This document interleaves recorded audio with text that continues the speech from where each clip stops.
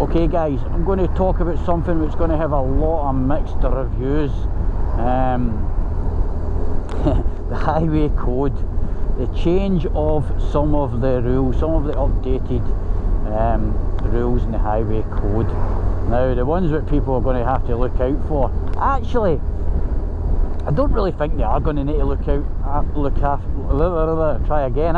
I don't think they're really going to have to look out much more than they should be anyway about the changes, and I think people are kind of blowing it out of proportion. My own personal opinion. There is one I do think has got potential of causing problems, but anyway, there is 3 rules that are kind of going all over the internet at the moment, which are saying drivers have to be cautious of. Well, 2, the third one I always thought was the case anyway. In fact, I'm pretty damn sure it was the case.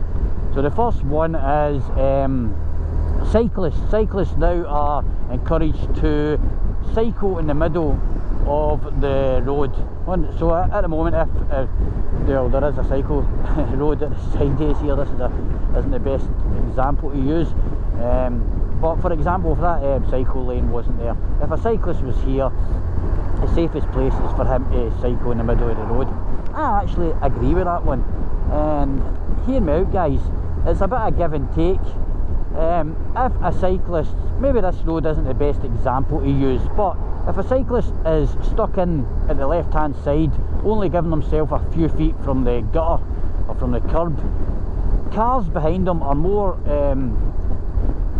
likely to leave him very little room and put him in greater danger and just pass by them.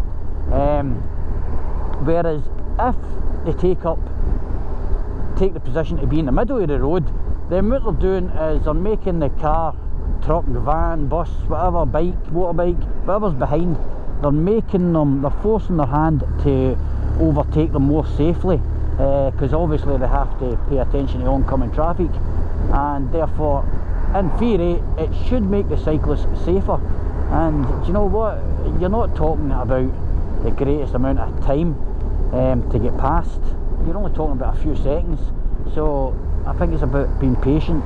So I absolutely agree with that one, and I know a lot of people out there just hate cyclists and totally disagree with it, but hey ho, we're moving into a generation where people are exercising more and they're looking into easier ways of commuting, and cycling and e-bikes and whatnot seem to be the way we're progressing. So I agree with that one. The second one, which I don't really agree with, but at the same time we should all kind of be cautious of pedestrians standing at a junction anyway.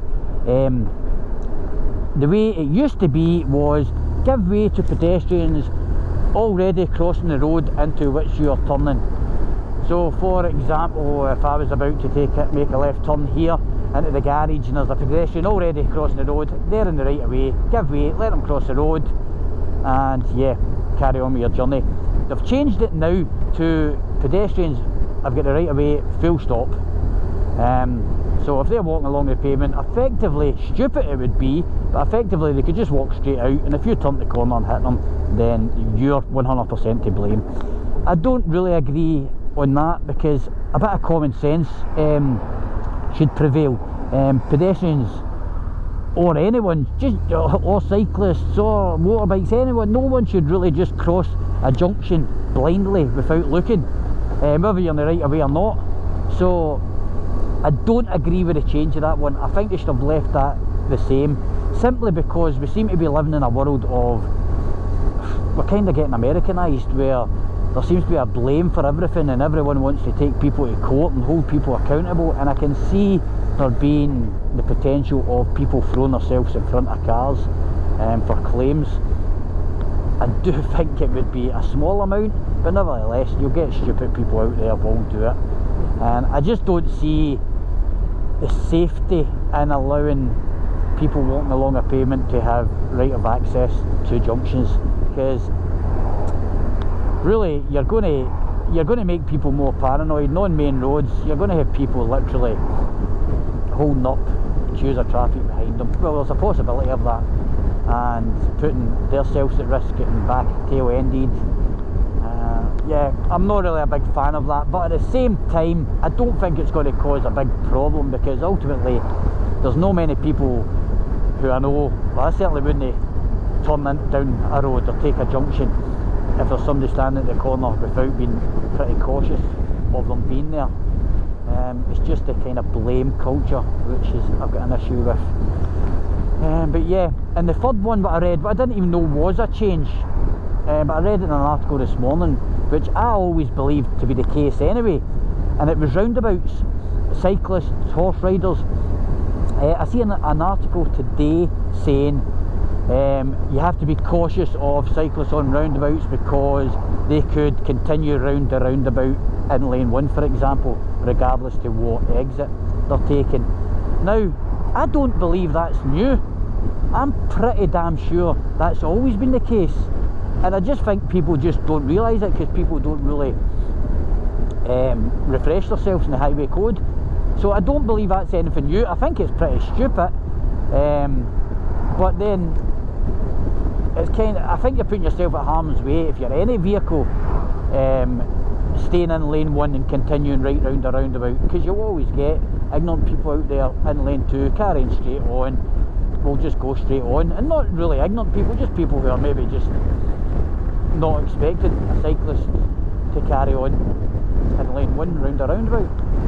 But yeah, correct me if I'm wrong, but I'm pretty sure cyclists and horse riders can already and always have been able to continue right round a roundabout from lane 1 regardless to the junction they're taking off. So yeah, check that out for us guys. I'm sure I'm right. So not really too many changes. Really what they're doing is they're just making the blame lie on they're just basically giving priority to the most vulnerable, and I don't really see that being much of a problem other than the giving way at junctions. I think that's just ludicrous. If you want to give pedestrians more way at junctions, why don't councils introduce more zebra crossings? You don't really see many of them anymore, so why don't you put a zebra crossing a couple of 100 yards down on major roads, on major junctions? That would certainly solve the problem.